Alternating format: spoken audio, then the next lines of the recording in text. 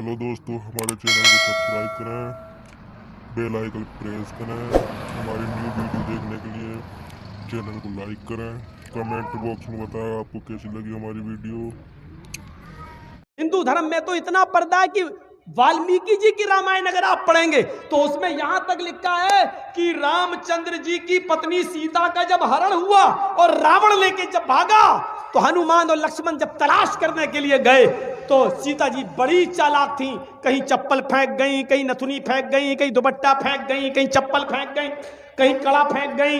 हनुमान एक एक चीज, ये चप्पल किसकी है? लक्ष्मण कहते मेरी भाभी की है, सीता की। चलो इसी रास्ते से ले गया और आगे के दुपट्टा मिला, ये दुपट्टा किसका है? कहा ये दुपट्टा भी मेरी भाभी का है, सीता का। चलो और आगे चलो, इसी रास्ते से लेकर गया और आगे बढ़े। एक एक चीज हनुमान जी देते गए और लक्ष्मण पहचानते गए।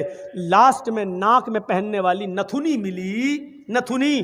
तो हनुमान ने कहा ये नथुनी किसकी है? जल्दी से लक्ष्मण ने कहा अरे यार हनुमान जी ये नथुनी नहीं मालूम है, ये शायद मेरी भाभी की होगी। हनुमान ने कहा सारी चीजें पहचान गए, नथुनी कह रहे होगी।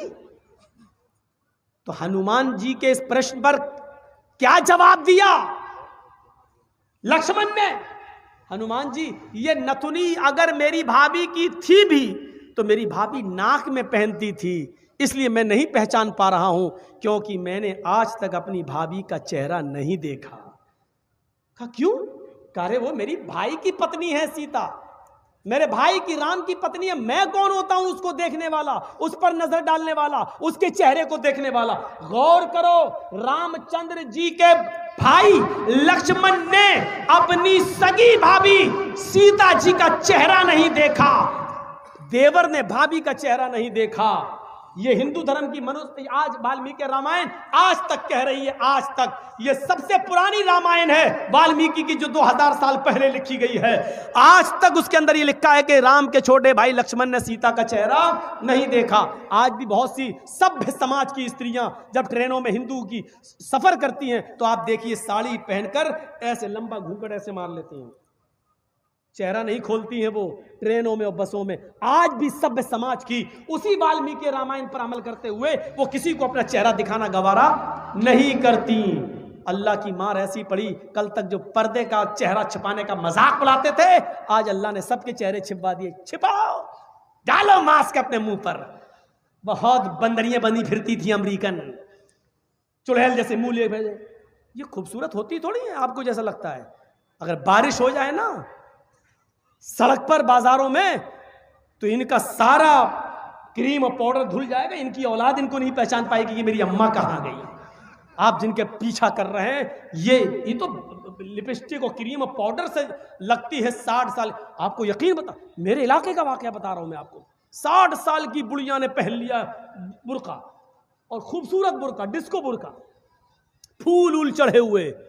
अब 60 साल की बुढ़ी बेचारी चल रही है, बुर्का देखकर एक नौजवान उसका पीछा करने लगा। इतना खूबसूरत बुर्का था वो, नौजवान उसका पीछा करने लगा, चलने लगा।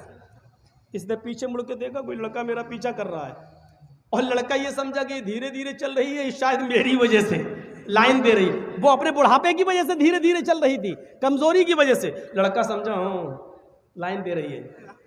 थोड़ी देर के बाद जब ये आगे पहुंचा, लड़का और औरत, वो बुढ़िया समझ गई कि ये कमीना मुझे मेरा पीछा कर रहा है, तो उसने नकाब खोल दिया।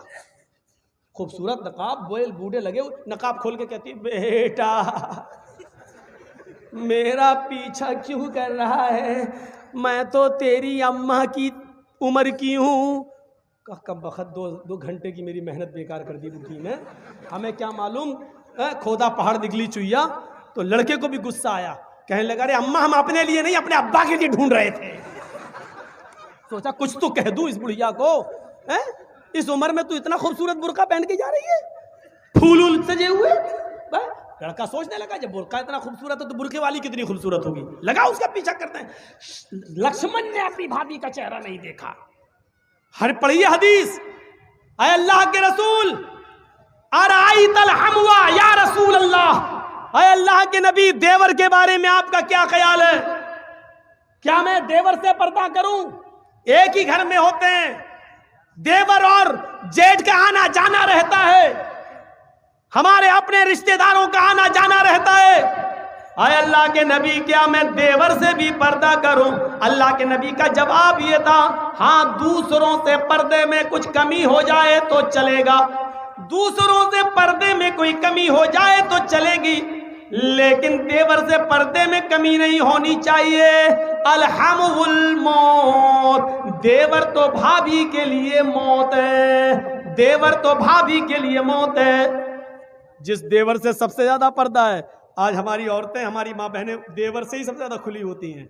जो मजाक शौहर से भी नहीं करती वो देवर से कर लेती हैं। और एक हम हैं, भाभी को घर पहुंचा दो, अपने छोटे भाई को कह रहे हैं भाभी को घर पहुंचा दो। और ऐसे ही ससुराल में हमारा हाल है। ससुर कह रहा है बेटा अपनी साली को जरा स्कूल छोड़ आओ। मामले दोनों तरफ से गड़बड़ हैं। हमने अपने भाई पर इतना भरोसा कर लिया। सऊदी अरब का वाकया सुने हो ना, जद्दा वाला। एक औरत बेचारी दर्द से कराह रही थी, दर्द से, और जद्दा के टैक्सी ड्राइवर बेचारा, उसको कोई कस्टमर नहीं मिला तो वो रुमाल मुंह पे डाल के लेटा हुआ था। जल्दी से औरत आई उसके पास, देखिए मुझे दर्द से हो रहा है, बच्चे की पैदाइश की तकलीफ, जरा कोई करीब के हॉस्पिटल में लेके चलो, मुझे जल्दी से इलाज के लिए जाना है। ड्राइवर ने देखा, टैक्सी ड्राइवर ने, उसने कहा भाई औरत परेशान है, पेट बड़ा। उसने जल्दी से टैक्सी खोली, आओ बहन बैठो। उसने जल्दी से बिठाया और चल दिया। जद्दा के हॉस्पिटल में लेके पहुंचा और उसमें एंट्री होती है, तुम लेके आए हो? हाँ, लिख दिया। अब ये बैठा है कि जल्दी से वो चेकअप करा के आए, तब हमें पैसा दे, जितना हुआ मेरे रियाल। उधर पता चला साहब उसको एडमिट कर लिया गया है, अभी वो 2-3 दिन रहेगी, आप उसके साथ आए हैं? इसने कहा जी। कहा ठीक है, उसको एडमिट कर लिया गया है। और उसने सोचा कि चलो अब हम चलें, 1-2 दिन के बाद आऊँगा, देख लूँगा अगर बच्चा अच्छा पैदा, अभी इतनी जल्दी छुट्टी थोड़ी हो जाएगी, डिलीवरी का मामला है, जब गुजरूंगा तब ले लूँगा पैसा। ऐसा वो चला गया। ये घर में जैसे ही लेटा, इशा के बाद सोया, फजर की नमाज जमात के साथ पढ़ने जाता था और फजर के बाद टैक्सी चलाता था। फजर की नमाज पढ़ के जैसे ही घर आया, इसकी बीवी ब्रेड और आमलेट बना के लाई। टेलीफोन की घंटी बजने लगी इसके घर पर, क्योंकि जब रजिस्टर पे जब इसने औरत को छोड़ा तो अपने घर का मोबाइल फोन और नंबर सब लिख दिया था। फोन फला बोल रहे हो? जी। भोपाल के रहने वाले थे ये लोग, टैक्सी चलाते थे 20 साल से सऊदी अरब में, जद्दा में। अच्छा तुम यहाँ अपने घर पे आराम कर रहे हो? का क्या हुआ? अरे कल तुम अपनी बीवी को हॉस्पिटल में छोड़ के गए हो ना, बच्चा हुआ है लड़का, आओ और अपनी बीवी को लेके जाओ यहां से। कहता है डॉक्टर दिमाग तुम्हारा ठीक है? बीवी? अच्छा हुआ ये फोन मैंने उठाया, कहीं मेरी बीवी ने उठाया हुआ होता तो कयामत आज ही आ गई होती। कहा आ रहे हो या मैं पुलिस भेजूं तुम्हारे घर? जिस औरत को यहाँ एडमिट कराने आए हो उसने कहा वही मेरा शौहर था जो यहाँ छोड़ के गया है। मैं आ रहा हूं, तेरा सत्यानाश जाए चुड़ैल डाइन। उसने टैक्सी चलाई और धर से चलाता हुआ चला गया। कहने लगा क्या बदतमीजी है? उसने कहा तुम मुझे छोड़ के चले गए, तुम्हें शर्म नहीं आई? मैं कितनी परेशान रही। रोना शुरू कर दिया। औरत के आंसुओं में भी बड़ी ताकत होती है। वो कहने लगा ये क्या बदतमीजी है? डॉक्टर साहब ये मेरी बीवी नहीं है। डॉक्टर साहब नोक झोंक तो सब घरों में हो जाती है, थोड़ी सी लड़ाई हो गई, हमें यहाँ छोड़ के चला गया। नहीं मैं ये बेटा अरे मेरा नहीं है, चलो अपने घर के झगड़े अपने घर में खत्म करो, चलो। उसने कहा ऐसा है चेकअप कर लो। चेकअप कहा डीएनए टेस्ट करे। ये लड़का आदमी तैयार, कहने लगा ठीक है मैं डीएनए टेस्ट करूंगा। मामला इतना बढ़ गया कि डीएनए टेस्ट की नौबत आ गई। जब इसका ब्लड निकाला जाने लगा और लड़के का ब्लड, तब औरत क्या कहती है डॉक्टर साहब डीएनए टेस्ट कर लीजिए, लेकिन मशीन कभी कभी गलत रिपोर्ट भी दे देती है। अब ये आदमी चिल्लाते हुए कहता चुप, गलत रिपोर्ट दे देती है। अभी पता चलता है 2 घंटे के बाद 3 घंटे बाद जब रिपोर्ट आएगी, या 2 दिन 3 दिन के बाद, तब पता चलेगा। डॉक्टर साहब इसको यहीं रखिए, 2 दिन के बाद रिपोर्ट आएगी, मैं यहाँ हूं। 2 दिन के बाद गया, डॉक्टर साहब क्या आया?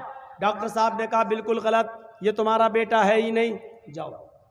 वो औरत पैर पे गिर गई, डॉक्टर साहब मैंने कहा था ना कि मशीन की रिपोर्ट कभी कभी गलत आ सकती है। आई, अल्लाह की कसम यही मेरा पति है, यही मेरा हस्बैंड है, यही मेरा आदमी है। डॉक्टर कहता है औरत नकले मत दिखा, चल। ये तो इसका बेटा है ही नहीं, साफ साफ रिपोर्ट में आ गया ये बेटा किसी और का है, इसका नहीं है। वो कहने खूब रोई। डॉक्टर कहता मेरी बहन मैं तुम्हें कैसे बताऊं, इस आदमी की रिपोर्ट इतनी डेंजर है, इस आदमी की रिपोर्ट में तो ये आया है कि ये जिंदगी में कभी बाप बन ही नहीं सकता।